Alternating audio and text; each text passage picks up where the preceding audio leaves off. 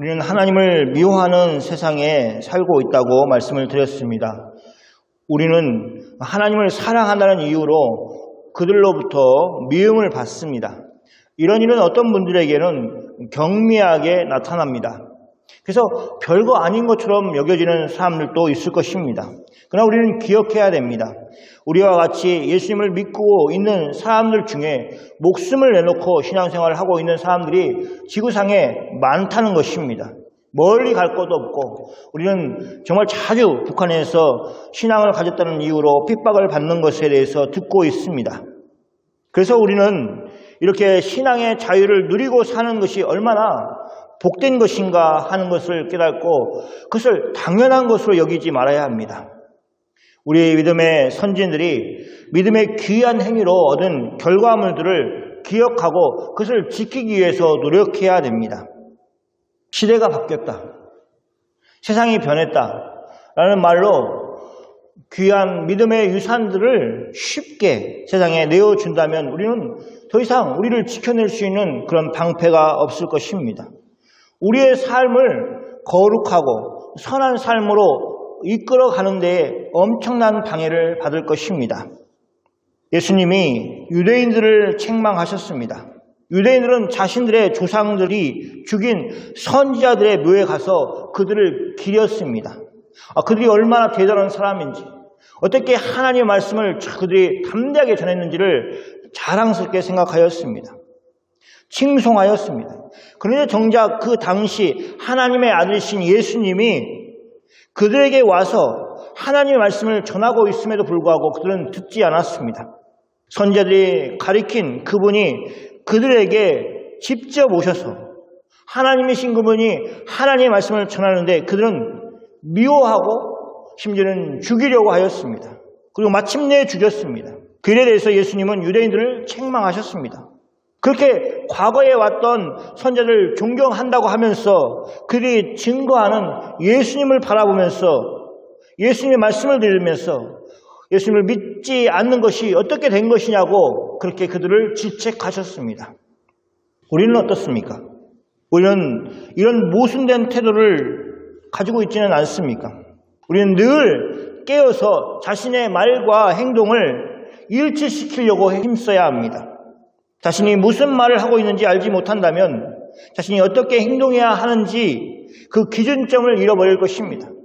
그래서 말과 행동이 따로따로인 삶을 살 것입니다. 그래서 우리가 믿는 것을 늘 확인하고 우리가 믿는 바 그 진리에 서서 말하고 말한 대로 행동하는 것을 늘 연습해야 되고 그런 신앙생활을 만들어 가야 합니다. 미움이 지배하는 세상 속에서 그리스도인들이 살아가는 방법은 그들과 대적하는 것이 아닙니다. 그들과 함께 미워하는 것이 아닙니다. 진리의 영이신 성령 하나님을 의지하는 방법입니다. 성령 하나님이 우리에게 예수님의 말씀에 대해서 증언하십니다. 그 예수님은 성령 하나님뿐만 아니라 믿는 우리도 또한 예수님을 증언하는 삶을 살도록 부르심을 받았다고 말씀하십니다. 그것이 우리가 미움이 지배하는 세상 가운데서 살아내는 방법입니다.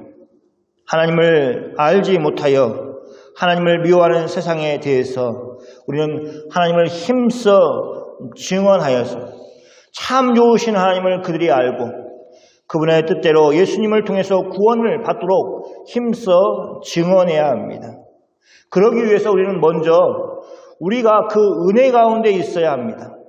그 풍성한 은혜 가운데 사시기를 축원합니다. 오늘 말씀 디도서는 바울의 목회 서신 중에 하나입니다.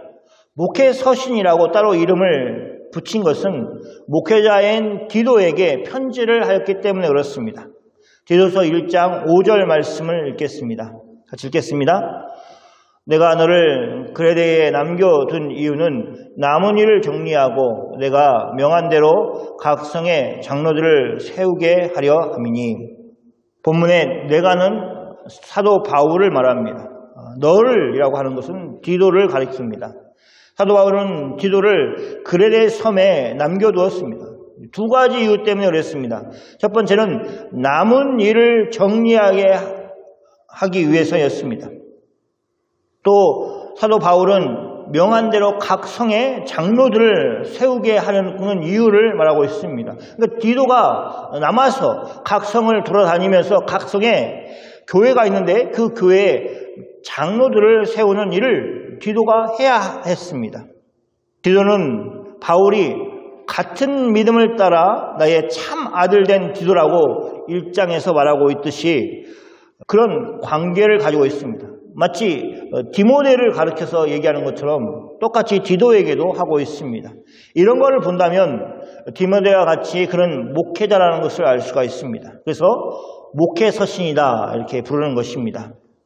디도서와 같은 목회 서신을 통해서 사도 바울은 목회자인 디도에게 말하는 것도 있지만 목회를 통해서 어떻게 하나님의 영광이 교회 가운데서 드러나야 하는지를 가르치고 있기 때문에 다시 말해서 교회가 무엇을 힘써야 되는지 목회적인 관점에서 가르치고 있기 때문에 우리가 이 말씀을 통해서 교회가 무엇을 힘써야 하는지를 더 밝히 배울 수 있다는 점에서 영적인 유익이 큽니다. 오늘 말씀 속에서도 그런 유익을 하나님께서 우리에게 발견하게 하시고 또 삶의 지표로 삼게 하셔서 그 복된 삶을 누리게 하실 것을 믿습니다. 먼저 디도서 3장 1절과 2절 말씀을 보겠습니다. 같이 읽겠습니다. 너는 그들로 하여금 통치자들과 권세 잡은 자들에게 복종하며 순종하며 모든 선한 일 행하기를 준비하게 하며 아무도 비방하지 말며 다투지 말며 관용하며 범사에 온유함을 모든 사람에게 나타낼 것을 기억하게 하라. 여기서 사도 바울은 디도가 교회에게 무엇을 가르쳐야 하고 무엇을 기억하게 해야 하는지를 말씀하고 있습니다. 사도 바울은 먼저 교회 공동체에게 통치자들과 권세 잡은 자들에게 복종하고 순종하며 모든 선한 일을 하기를 준비하라고 그렇게 명령하고 있습니다. 복종은 자신의 의지가 없는 가운데 강제적으로 이루어지는 것이라는 것에 비해서 순종은 훨씬 더 자발적인 성격을 가지고 있습니다. 그리고 더 나아가서 모든 선한 일을 행하기 준비하는 것은 더욱더 자발적인 그런 힘이 사용될 것입니다.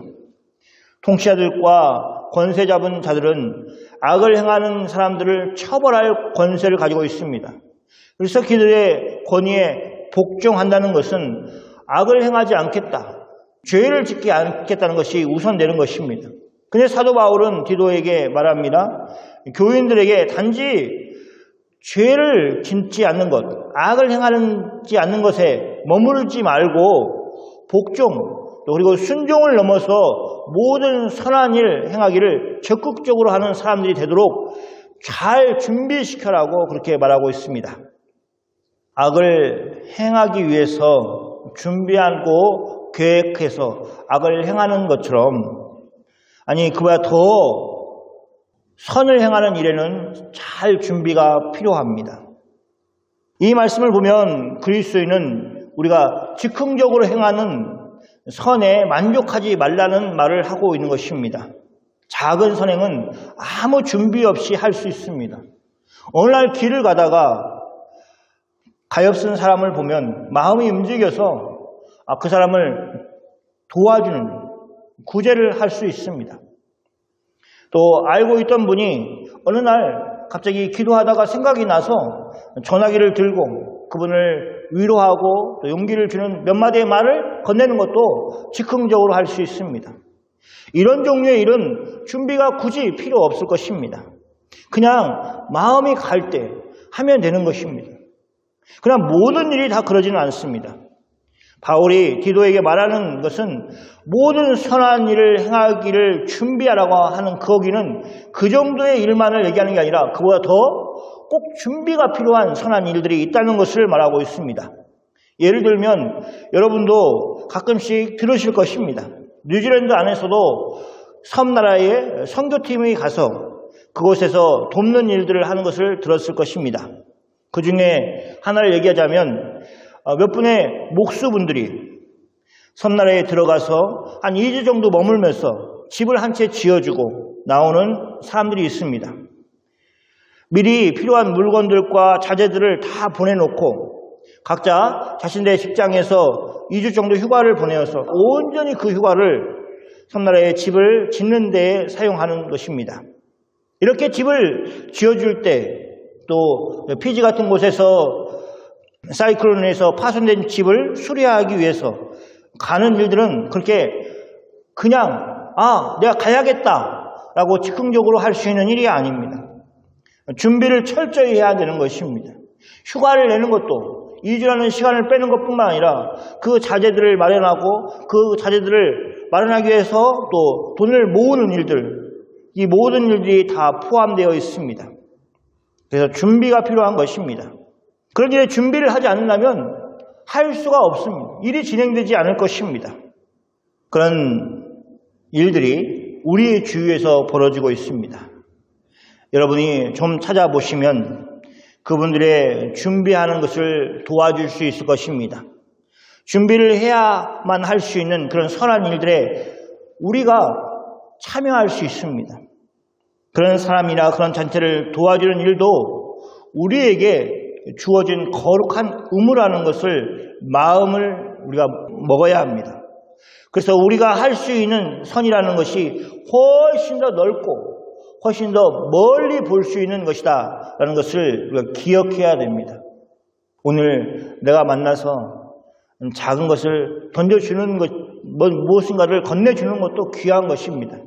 그것은 아주 잠깐의 시간에 내 마음이 움직이면 할 수 있는 일입니다. 그러나 긴 일은 힘을 합쳐야 되고 또 훨씬 더 준비를 해야 되고 그래서 한 마음으로 우리가 그 일을 이뤄가야 할 것입니다. 앞에 1절에 나오는 복종하며 순종하며와 반대되는 것이 비방하는 것이고 다투는 것이라고 볼 수 있습니다. 사울은 목회자인 디도에게 교인들이 기억하게 하라고 말하고 있습니다. 무엇을 기억하라는 것입니까? 그러되 교인들이 아무도 비방하지 말며 다투지 말도록 가르치라는 것입니다. 대신 관용하며 항상 모든 일에 온유함을 모든 사람에게 나타내도록 가르치라고 말합니다. 그 사실을 깨닫고 또 생각나게 하라는 것을 말합니다. 사도 바울은 디도에게 이런 덕목, 즉 그리스도인들에게서 실천돼야 될 덕목들을 이야기하면서 목회자인 디도가 교인들에게 가르쳐서 그들이 항상 기억하고 그것을 실천하도록 말하고 있는 것입니다. 그럼 왜 사도 바울은 이렇게 교인들에게 가르치라고 하는 것입니까? 그것은 그의 교인들이 그렇게 잘 지킬 수 있는 사람들이 아니었기 때문입니다. 디도서 3장 3절 말씀입니다. 같이 읽겠습니다. 우리도 전에는 어리석은 자요, 순종하지 아니하는 자요, 속은 자요, 여러 가지 정욕과 행락과 의의 종노릇한 자요, 악독과 투기를 일삼는 자요, 가증스러운 자요, 피차 미워한 자였으나 사도 바울은 이것이 단지 그레데 교인의 문제들만이 아니었음을 말하고 있습니다. 디도뿐만 아니라 사도 바울 자신도 포함해서 우리의 문제였다고 언급하고 있습니다. 사도 바울은 자신을 무리에게서 떨어져 있는 사람으로 생각하지 않았습니다. 그럼 사도 바울이 말하기 전에 우리의 모습은 어떤 상태입니까? 어리석은 자요, 순종하지 아니한 자요, 속은 자요, 여러 가지 정욕과 행악에 종노릇한 자요, 악독과 투기를 일삼는 자요, 가증스러운 자요, 피차 미워한 자였습니다. 점점 그 내용이 심각해지고 무겁다는 것을 쭉 나열을 하고 있습니다. 그것을 알 수 있습니다. 어리석은 자보다 순종하지 아니한 자가 좀 더 심각한 죄라는 것을 우리는 생각할 수 있습니다. 속은 자에 비해서 그 다음에 이어지는 죄가 더 심한 것입니다. 여러 가지 정욕과 행락에 종노릇하는 자가 심한 죄를 짓는 것입니다. 악독과 투기를 일삼는 죄는 그 앞에 있는 죄보다 더 심하다고 우리는 생각할 수 있습니다.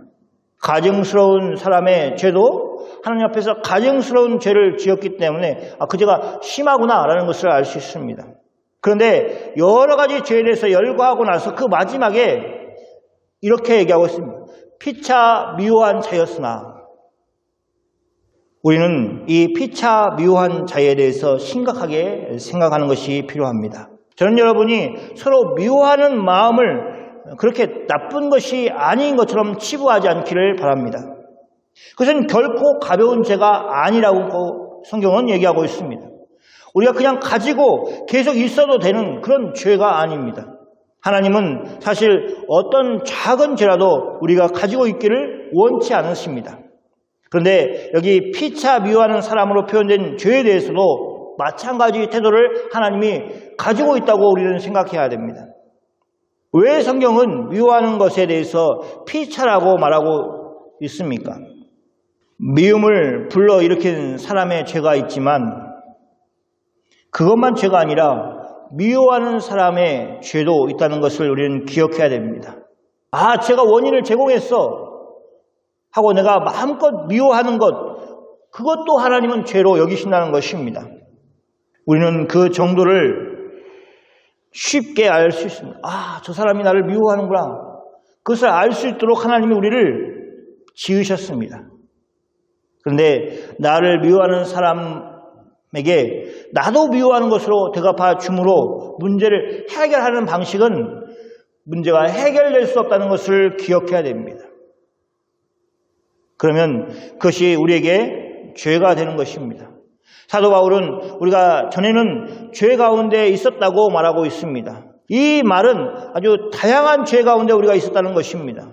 어떤 것은 이런 것도 죄가 된다고 말할 수 있을까라고 하는 죄의 무감각한 상태에 우리가 빠지지 않도록 힘써야 됩니다. 그러면서 성경은 이것도 죄라고 여기시는구나. 하나님은 이것도 죄라고 말씀하시는구나. 내가 누군가를 미워하는 것도 죄라고 하시는구나. 내가 정당하다고 생각을 해서 저 사람을 미워하고 싫어했는데 그것도 하나님이 죄라고 말씀하시는구나 하는 감각을 키워야 됩니다. 왜냐하면 하나님이 우리를 그렇게 살도록 부르셨기 때문에 그렇습니다. 사도 바울은 그레데 교인들에게 전에는 이라고 말하고 있습니다. 이것이 얼마나 큰 은혜입니까? 이 말은 지금은 그 상태가 아니라는 것을 말합니다. 그런데 교인들은 그럼 어떤 상태에 있습니까? 디도서 3장 4절과 5절 말씀입니다. 같이 읽겠습니다. 우리 구주 하나님의 자비와 사람 사랑하심이 나타났을 때 우리를 구원하시되 우리가 행한 바 의로운 행위로 말미암지 아니하고 오직 그의 긍휼하심을 따라 중생의 씻음과 성령의 새롭게 하심으로 하셨나니, 우리 인생의 대반전을 가지고 온 것은 우리 구주 하나님의 자비와 사람 사랑하심이 나타날 때였습니다. 정확히 그때가 언제냐라고 묻는다면 예수님이 십자가에서 죽으신 때입니다. 십자가에서 예수님이 죽으신 것은 하나님께서 죄인인 우리에게 자비를 베푸신 결정적인 사건이었습니다. 그리고 또한 그것은 하나님 아버지께서 사람 사랑하심을 보여준 사건이었습니다.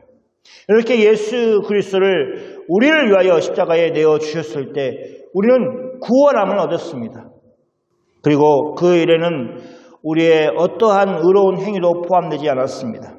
그것은 우리의 행한 것에 의해서 되어진 것이 아니기 때문입니다. 그런 전적으로 하나님의 긍휼하심에 따라서 되어진 일입니다. 그리고 그 일에 두 가지 결과를 가져왔습니다. 첫째는 중생의 씻음입니다. 중생은 거듭남이라고 말합니다. 그래서 우리는 중생의 씻음을 거듭나게 하는 씻음, 즉 죄 용서를 말한다고 할 수 있습니다. 이 일이 십자가에서 예수님이 돌아가시면서 우리에게 주신 선물과 같은 결과입니다. 그리고 두 번째는 성령의 새롭게 하심입니다. 이것은 중생의 씻음의 결과로 나타났습니다. 그 결과 우리는 성령의 새롭게 하심을 계속해서 경험하면서 살아가고 있습니다.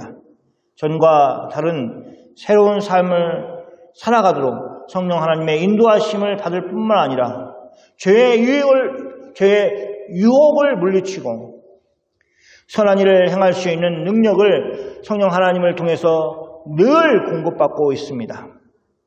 성령 하나님은 이처럼 새롭게 하시는 사역을 하십니다. 이 성령의 사역이 얼마나 놀랍고 감사합니까? 어두운 과거와 이별하고 새로운 삶을 살고자 하는 사람들이 얼마나 많습니까? 그런데 마치 접착력이 좋은 본드처럼 도저히 끌어내지 못하고 또 과거로 가고 또 어두운 과거로 가고 그래서 절망하고 좌절하는 인생들이 너무도 많습니다. 그런데 성령 하나님은 어떻게 하시느냐? 새롭게 살고자 하는 사람들에게 새 삶을 주시는, 새롭게 하심을 주시는 일을 성령 하나님이 하고 계시는 것입니다. 성령 하나님은 믿는 사람들이 과거의 옛 모습으로 그대로 있도록 그냥 내버려 두지 않으십니다. 찾아가셔서 좀 심하게 말하면 그 자리에 옛 상태로 더 이상 못 살도록 하나님이 그를 옛 삶을 버리고 새 삶을 취하도록 역사하십니다. 성령 하나님이 도와주시지 않는다면 우리의 힘으로 그 죄의 구렁텅이에서 그 어둠의 골짜기에서 벗어날 수 없습니다. 우리는 날마다 우리를 새롭게 하시는 성령 하나님의 사역을 의지하면서 살아가야 합니다. 하나님 아버지는 또한 우리 주 예수 그리스도로 말미암아 우리에게 그 성령을 풍성하게 주십니다. 그래서 얻고자 하는 것이 무엇입니까? 7절 말씀입니다. 같이 읽겠습니다. 우리로 그의 은혜를 힘입어 의롭다 하심을 얻어 영생의 소망을 따라 상속자가 되게 하려 하십니다. 그 성령을 풍성하게 부으심으로 우리를 그 은혜를 힘입어 의롭다 하심을 얻게 하셨습니다. 그가 의롭다 하심을 얻게 한 것은 우리의 행위가 아니었습니다. 우리의 공로가 아니었습니다. 그것을 통해서 얻은 것이 아닙니다. 그것은 전적으로 성령의 은혜로 힘입어서 이루어진 일입니다. 그리고 그 결과 우리를 영생의 소망을 따라 상속자가 되게 하셨습니다. 영생은 미래의 우리에게 완전하게 되어질 일입니다. 우리는 그 소망을 가지고 있습니다. 지금 당장 우리가 그것을 얻지 못했다 할지라도 하나님 아버지께서 약속해 주셨기 때문에 우리는 그것이 반드시 이루어질 것을 믿습니다. 하나님 아버지는 약속하신 것을 반드시 이루시는 분일 뿐만 아니라 거짓말하지 않으시는 분이시기 때문입니다. 우리의 신앙은 미래적인 요소를 가지고 있습니다. 영생의 소망, 이것이 미래적인 것을 표현하고 있습니다.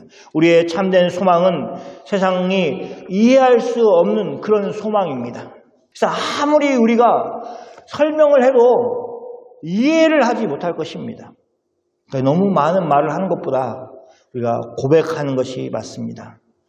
세상이 이해할 수 없는 것은 그들이 하나님을 알지 못하기 때문입니다. 그들이 하나님을 사랑하지 않기 때문입니다. 하나님을 알지도 못하고 사랑하지도 않은 사람들에게 하나님이 약속하신 영생의 소망은 허망하게만 들릴 것입니다. 낭비하는 모습으로 보일 것입니다. 그러나 그것은 모든 믿는 자들에게 우리를 포함해서 큰 영적인 위안을 주는 평안인 것입니다. 우리는 이 영적인 위로 가운데 살아야 합니다. 살아가고 있습니다. 이런 큰 소망을 가진 성도들이 미래만 바라보고 사는 것이 아닙니다. 사도 바울은 디도에게 성도들이 현재를 어떻게 살아야 하는지 하는 것을 또한 가르치고 있습니다. 디도서 3장 8절 말씀입니다. 같이 읽겠습니다. 이 말이 밉부도다. 원하건대 너는 이 여러 가지에 대하여 굳세게 말하라. 이는 하나님을 믿는 자들로 하여금 조심하여 선한 일을 힘쓰게 하려 함이라. 이것은 아름다우며 사람들에게 유익하니라. 사도 바울은 한 번 더 디도에게 당부합니다. 너는 이 여러 가지에 대하여 굳세게 말하라. 이것은 사도 바울이 디도에게 다시 한번 강조하는 것도 있고 또 이 내용을 굳세게 말해야만 하는 그 교회 목회 현장이 있다는 것을 생각할 수 있습니다. 굳세게 말하는 것은 강력하게 선포하라는 것입니다. 누구를 향해서? 교회를 가르치는 것뿐만 아니라 거짓 교사의 허탄한 교훈에 흔들리고 있는 사람들을 향해서 굳세게 그렇게 선포하라는 것입니다. 강력하게 선포하라는 것입니다. 거짓 교사들이 들어와서 허탄한 교훈을 전하여서 교회를 어지럽게 하였습니다. 그 일에 대해서 사도 바울은 디도에게 강력 대응하여서 진리의 말씀을 굳세게 말하라는 것입니다. 교인들의 마음을 어지럽게 하는 거짓 교사들이 교인들을 흔들어 놓도록 내버려 두지 말고 진리의 말씀을 강력하게 선포하여서 교인들이 바른 진리의 말씀 가운데 서 있도록 하라는 것입니다.